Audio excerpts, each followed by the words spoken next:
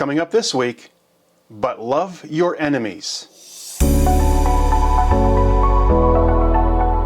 Hello everyone, and welcome to Sunday Spoilers. It's a great opportunity that we have each week to prepare ourselves for worship. Worship is this incredible time of being connected to God. The more prepared we are for that time, the more open we are to who God is, the more we reflect on things before we go into that time of worship, the more able we are to be connected with Jesus. We know that we've been going through this season of Lent, looking at the great buts of the Bible, these opportunities where God shows us something different.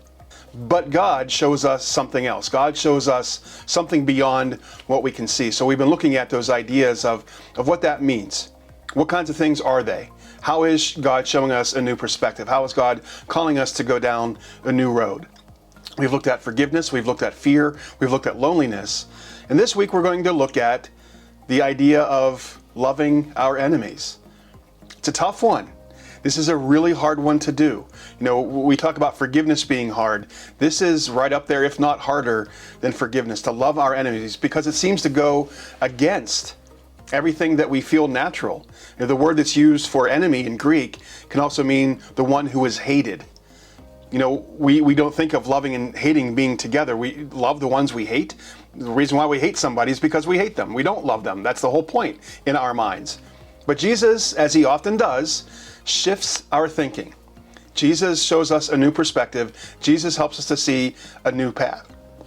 So we're going to be looking at the text from the Gospel of Luke. And it's going to be chapter 6, verses 27 through 36. Let's now hear what Jesus has to say about loving our enemies. But to you who are listening, I say, love your enemies. Do good to those who hate you. Bless those who curse you. Pray for those who mistreat you. If someone slaps you on one cheek, turn to them the other also. If someone takes your coat, do not withhold your shirt from them. Give to anyone who asks you, and if anyone takes what belongs to you, do not demand it back. Do to others as you would have them do to you.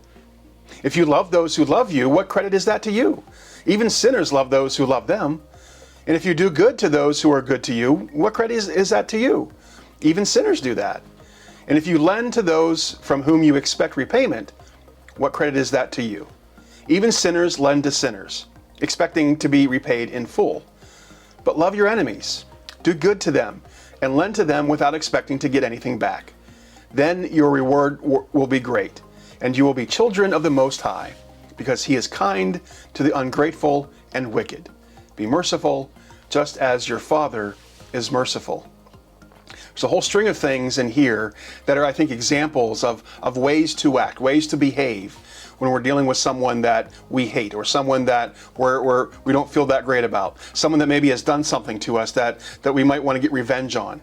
You know, that tends to be something that guides our thinking a lot, is to get revenge on someone, to see them hurt in some kind of a way, that in the same kind of way that we have hurt. That seems to be just how we do things. Jesus shifts that. The gospel is all about rising above the issues that we have, rising above the discrepancies that we have, the conspiracies that we have, the conflicts that we have, all those things, to rise above that with the power that God has given to us, and to let love be something that matters. So between now and Sunday, think about, in your life right now, where are those moments where you feel like you want to get revenge on someone? Where are those moments where you feel like retaliating? Someone's done something to you, and now you want to strike back. And then how do these words challenge you in that? How do these words affect you? How do you hear these words of Jesus to love our enemies, to do good to them in your life right now? How is that calling you to be different? How is that challenging you in your journey with faith? I look forward to sharing more about this and talking more about how God calls us to these amazing things, hard things, but amazing things, to let love be something that matters. Take care, everyone. We'll see you in worship.